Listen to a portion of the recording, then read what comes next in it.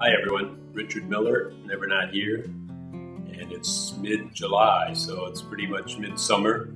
We had a certain amount of rain in June in the Chicago area, and now in July it's getting hot. Maybe it'll be hot and clear into August. And I do pretty well with the heat, so I'm not really too upset about it, but you might have noticed that I haven't really posted much on the homepage or on the website for more than a month. And so I just thought I'd give you an update and tell you what it's all about. But in a way, it's an experiment because people have often asked me, are you totally wrapped up in this Never Not Here? And we talk about doing and being as if they were different. We get involved in a whole chain of projects, and in a way it's an avoidance.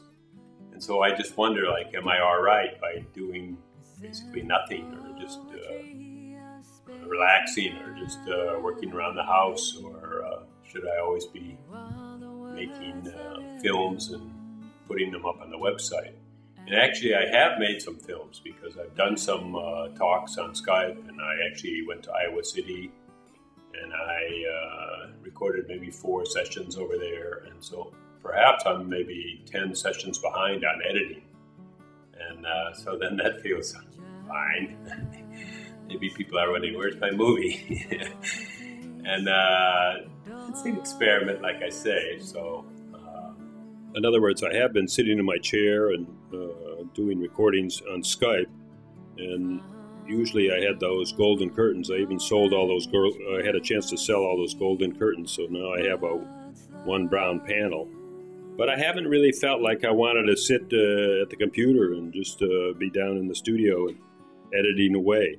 So that those few times I talked to people on Skype, I looked at my monitor, and this camera looked at me, and so that went ahead. But so far, I haven't posted it to the website. So one thing I've done is sat outside on our deck, and I just read books. I read a couple of books on quantum physics, and just sat when it was cooler in the morning and under my umbrella, and just took time to read and see what was happening. I also worked on some projects. For instance, I found my back door was all rotted out, and so then I had to replace this whole threshold, and I'll show it to you. But this thing, when I started taking these boards off and this threshold off, I could stick my fist into the basement. So that was surprising on a 3-year-old house. And then you can see that we're not so much for air conditioning. We use this stringed curtain, and then that just kind of keeps the bugs and flies out, and we like to leave the door open, although the day is actually blistering hot. And so then we have certain kind of entities that are living out on our deck, and we went to a place that had very many varieties of flowers, and so this is kind of where we put our flowers, is out in these trays, and we just kind of watched them for the last couple of months as they matured and bloomed. And I found this old fountain that we used to have in the condo, so birds come and have a drink there. And so then, in a way, that's my flower garden, because most of the yard, I'll show you, I've devoted to vegetables.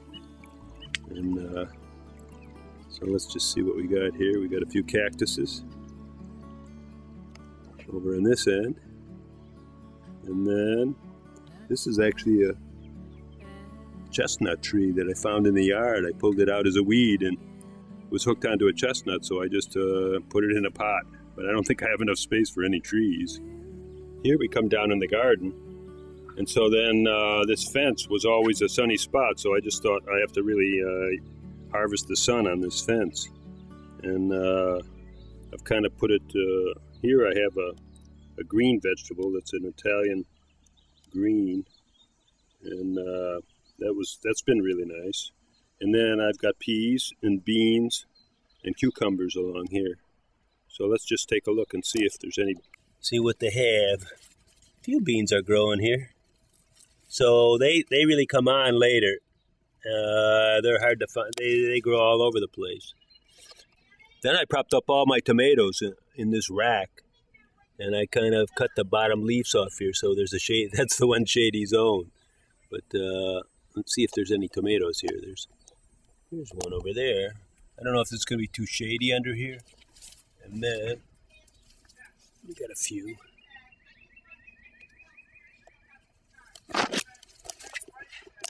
So far we've been eating mostly green, so maybe for 4 or 5 weeks. Every night I have Swiss chard over here, and there's a kind of a kale over here. And then we had peas. Peas don't really grow too much, kind of a waste of time. This is a wall of cucumbers. And already they're, mid-July, and already let's see if there's any in here.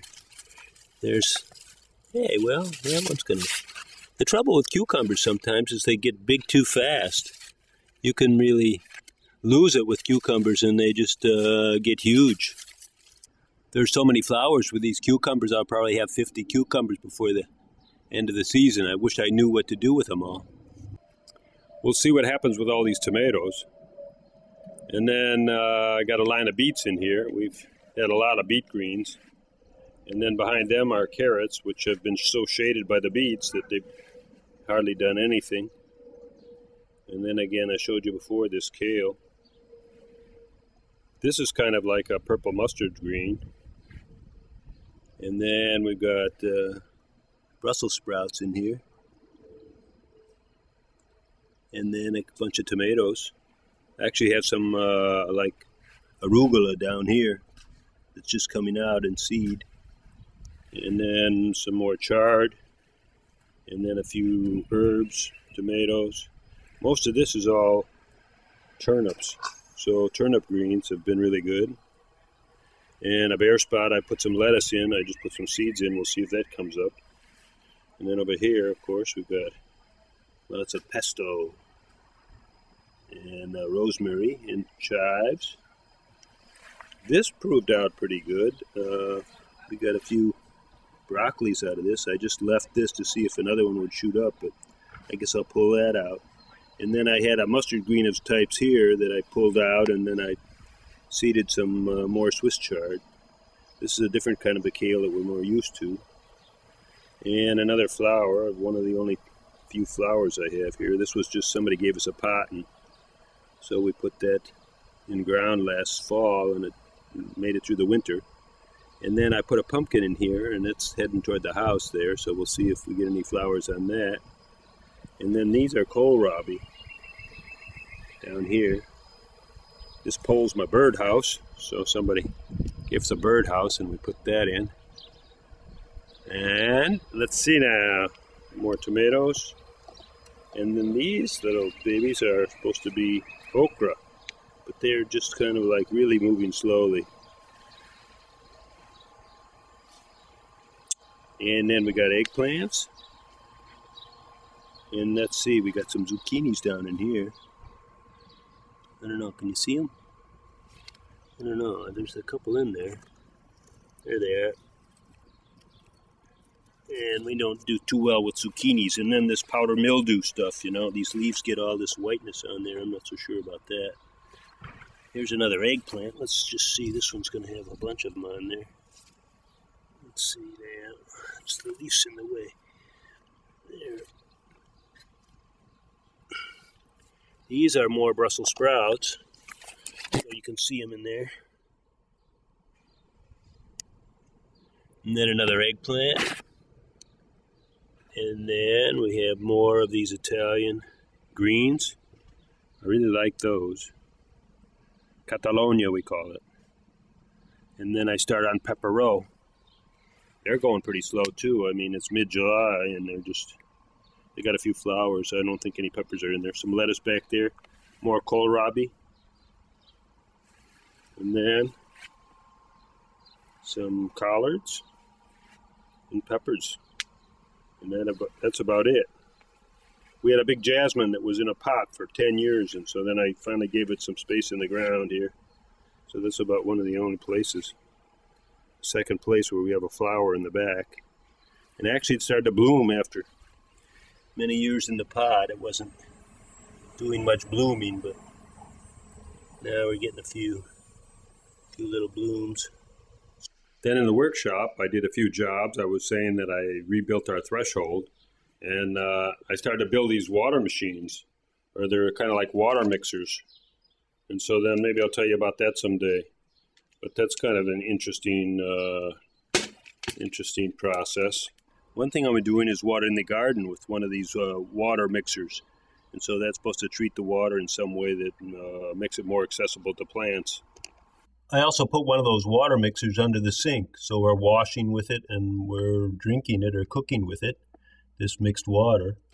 And I also put one of the water units in the shower, so we're bathing with it. So I'll tell you if that makes any difference. So that's about it. What with a few projects, and if it gets really, really hot, probably I'll gladly go downstairs and into the studio and start editing. And if I find anything about water or anything about gardening, I'll let you know. I'll surely show you when the tomatoes are full on and what it's like in our garden. And I hope you're having a great summer, and try a little gardening this year or next, and see if that's a peaceful way to go to spend some time.